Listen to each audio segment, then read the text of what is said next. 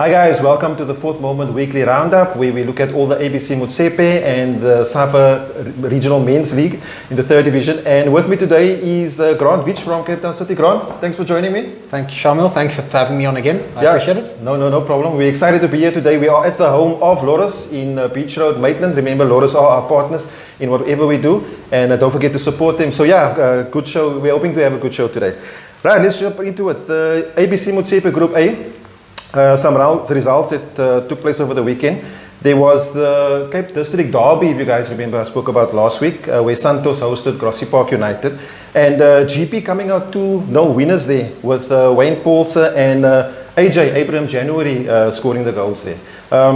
Grant, you know anything about those two teams? I think that, Santos are obviously focusing on their Nedbank Cup campaign at the moment, so that could be a possible distraction. Grassy Park are obviously pushing silently with the top two there at the moment. AJ actually was at Cape Town City for a while as a centre back, scoring a lot. I don't know if he's playing centre back or striker where he played before. Good kid. Good mentality. It's good to see these kind of players doing well. Yeah, I actually heard a little birdie told me there that Grassy Park, when they started out in the ABC Motsepe, they had a good run with Theo Hempe there and so on. And all those players are actually returned there now. So guys like AJ and I think Shane, Wallace, all those guys are actually coming back. So with a coach like Gordon Witboy there, they should do well. So well done to GP. Then Jomo Powers and Black Cats. Jomo Powers, I think, getting their first win of the season there, 3-2 at Robbenvale. A massive win for Jomos. I think they needed that. I mean, they've been struggling this season, and it's a team that's historically been in the Motsepe for a long time. So, you always kind of want those historical teams to do well and try and push. So and it's hopefully the Van Kraans can push it through, as usual. True. And then Zizwe, there is log leaders at the moment, beating Cape Town Spurs 4-1. Zizwe, I think, are firm favourites at the moment. They do lead the log at the moment by 3 points, so well done to Zizwe. Bekwene Sundowns doing well, 7-1 against Royal Blues. Good win for them there. Claywood and Gansbaai, where Claywood won at William Herbert 6-1 to Gansbaai.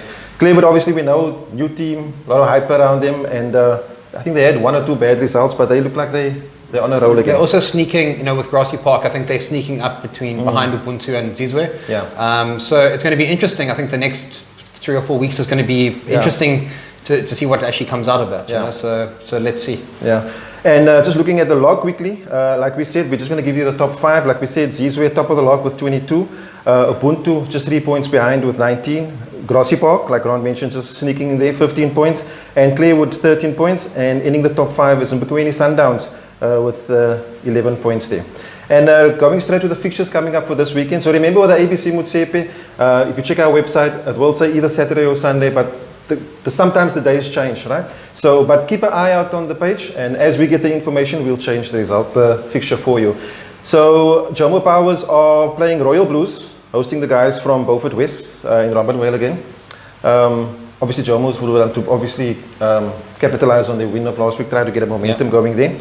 GP hosting Bekwene Sundowns, that should be a good game. Very good game. And a good test for GP to see if they can really push for honours and put pressure on the top 2. And that game is at William Herbert.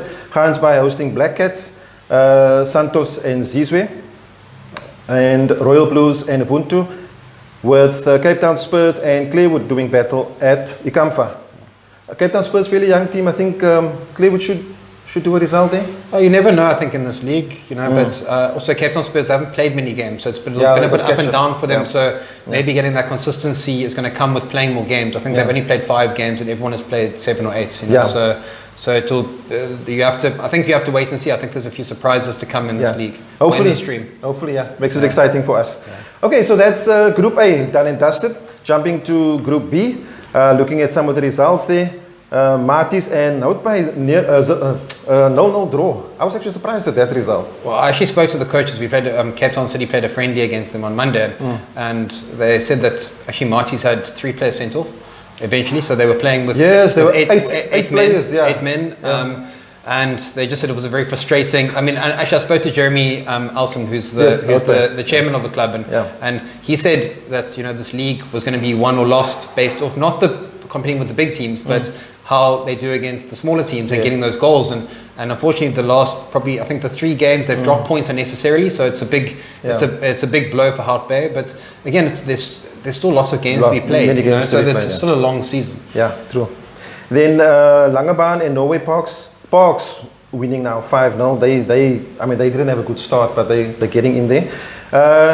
The big game, Trojan and FN Rangers. FN Rangers coming out 2-1 winners there. Both goals scored by Daryl Rose. So well done to Daryl there From Kells River originally. I think so, yeah. Yeah, and Sachi is sneaking in wins and putting pressure on Glendine, who historically should be the favourite in the stream just based on their performances. But a young FN Rangers team, I think it's that cohesiveness that Arashat brings. Yeah.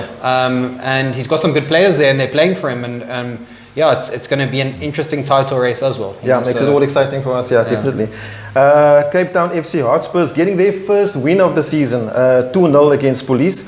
Anis Peterson and Yusuf Japi scoring there for Hotspurs. Hotspurs filled with, like we said, I've always been saying, good players just not getting the results. Hopefully this is the turnaround for them, with Dylan Dean also coaching there. I think this is his 3rd game in charge. Dylan's a top coach, top technical coach. I think also that it's a new club with a whole lot of new players that are coming in, so it takes time as well. They've got some good players. I know a lot of their players, and they've got some quality ex-Milano, the Southern Suburbs players that are very talented, but it's I don't see them being in trouble, but again, you never know in football. Last result there, Glendine beating Ikapa Sporting 4-0 at the Greens there. So Glendine marching on. Just looking at we look at the fixtures coming up for this week. Langebaan hosting Cape Town FC Hotspurs, Police against Trojan, FN Rangers and Glendine. Huge game. That's a big game. That's 1 versus 2 there. Then we got Norway Parks versus Martis, Hout Bay versus Ikapa, and that's the fixtures for this week, for this weekend coming. Okay, so yes, looking at the log there, just the top 5 in Group B. Glendine top of the log, 22, but FN Rangers same points in 2nd place because of goal difference. So holding on to Glendine there. Hout Bay in 3rd place, 16 points. Trojan with 15, and Norway Parks in 5th place, which is a good turnout for them at 9 points after their start of the season. Okay, so that's the Group B. ABC Motsepe done and dusted. Let's jump into the SAFA 3rd division. We will just go through some of the results first. Played last weekend.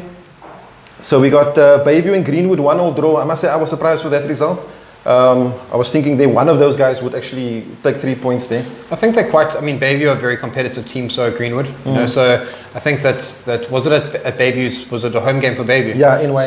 So I think you could maybe expect that, and it could go either way that game. But they both have good teams. They're both competitive teams that can score goals and upset people. So. I think probably a fair result at the end of the day. Okay. Then Junction Rovers winning 2-1 against Cape Omoyo. Junction obviously having a good start to the season, sort of dwindled along, but it's good that they're picking up points. Yeah, I spoke to the Junction guys end of last season, and they were struggling for fields and what's happened is that they've really turned the club around. And I know Sammy Galant personally. I think he's probably happy that I'm on the show because we're playing them this weekend, and we know the curse. But they've really pulled a rabbit out of the hat. They've done well. Historically, it's a great club. Traditionally in Haderveld. So you want them to do well. And they're pushing at the moment, and they're picking up results. And also remember, Coach De Weber took the year off last year as a sabbatical. So this year is really showing his worth, his weight. Exactly. So. Where were we? Silver Spurs and Woodlands. Silver Spurs winning 4-2 against Woodlands there. Hanover Park beating Gold 50. This game was supposed to be the hype of last weekend. 3-0 result to Hanover Park. Does that show just how strong they are, or just taking their chances? No, Hanover Park are a very, very good team. They're, in my opinion, they're a top Motsepe team in terms of the players that they've got. I think that Coach Andrew is getting the best out of them at the moment. It's exceptionally difficult to play in Hanover Park at home, but even away, they've just got quality players that all across the field that are really adding value, and they are the favourites without a doubt. They definitely are the favourites without a doubt. Okay. Just on Hanover Park, first goal scored there by Mogamat May, who is now a Cape Town City player. Yes. Can we just get into that? Yeah. How did that come about? Have you been watching him for a while? For third division players watching, what do they need to do to take that step? I think that we have to start watching we need to start eliminating labels where if you're an SAB player, there's no way that you can make it to the PSL, or there's no way, if you're Motsepe, there's no way that you can make it to the PSL. I think if you show something on a football field that's special, someone will take notice. And I think Samodine's always been a talent. He's had a good development background at being at Old Mutual. Yeah. Well, he was at Hanover Park initially, moved to Old Mutual when he was 14, I think. Then had a good bail and went to Ajax Cape Town at the time. And then because of off-field issues, and I think, obviously coming from Hanover Park and the influences that are around there, I think you get sucked into that. And the most important thing for us is that what happens is that Samodine's always been a good player.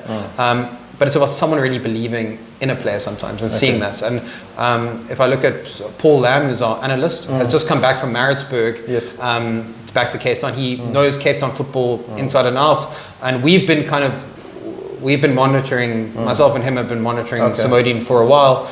And for us, it was the character. Has he? There's so many talented footballers in the Motsepe, in the Motsepe and in the third division. But character. Do they have the character to now deal with fame, deal with that increased level, deal with the demands of now your friends are going to be around you, wanting things from you.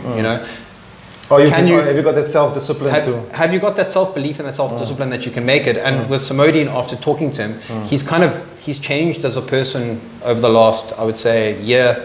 Completely different person that wants to be coachable, wants to learn, wants to give 100%. And with the natural God-given talent that he's got, mixed with that mentality, we feel like we've got a play on our hands, and that Hanover Park have been exceptional in developing this talent, because he was bouncing between Motsepe, NFD, bouncing up and down. I remember that, what happened is that kind of Hanover Park took him under being a Hanover Park boy and really looked after him, and it's showing now in his performances in the SAB. And even, as we talk now, I just got a message from the chairman and the CEO saying that he scored a wonder goal against Cape Town Spurs in a friendly. Cool. And you just hope that he does well, because he's got the ability and he always has had the ability. There's no doubting that it's about the consistency, and that comes down to mentality. And that's the biggest lesson I can tell all young aspiring footballers playing in any league, is that mentality, talent and mentality. If you've got those, you can go to the highest level. Yeah, good. Well, so there you heard it. The work is actually between the 2 years, even though you got the ability with your feet. Well, we say well done to Hanover Park also, and obviously wishing Mo all the best. Thank you, Mr. Anthony, and thank you, Andrew, and the whole technical team and club for really assisting in facilitating this program. So we do really appreciate it. Thank you. Okay, so getting back to the results there, Ocean View beating Cape Town City 4-1. 4-1. Yeah, so I was there at the game. Tough environment, Ocean View. To go to Ocean View on a Friday night. With a relatively young team, but from my side, we never try and use youth as an excuse. It was a good learning experience for the players. I think we took a lot out of it. The coaches, Mr. Payne was obviously very frustrated, but we just need to take the learnings out of those games. I think going to those kind of environments, and it also knocks you down to earth. It was a good learning experience. That Cape Town City are in this league to develop footballers, to move them on to Diski and then to the PSL structure. So mainly it was there was a few 15, 16-year-olds playing. Our oldest player was 19 years old. So it's a development process, but you learn so much from those experiences. Of course. Even though the coaches and the players are hard on themselves, but Ocean View, I must give it up to Ocean View. They played exceptionally well. They were hard. They were tough. They took their chances well. They deserved the win on the day. Yeah, so well done to Ocean View. Yeah, very good team there. Matroosfontein beating Cape Town United 1-0 at Elsbury, and Jamestown and FC Houtbay drawing 0-0 there. Also, some games that took place last week. Premier United and Blue Gum. That was a 9-goal thriller there, 6-3 to Premier at Hanover Park. Cape Moyo losing to Cape Town United 1-0, and Trinis winning some games there, 2-1 against Vasco. So there's a double-header coming up this weekend in the third division. I'm not going to go through all the fixtures. It's a bit too many. One of the fixtures in Hanover Park versus Cape Town City, so we'll see how that game goes.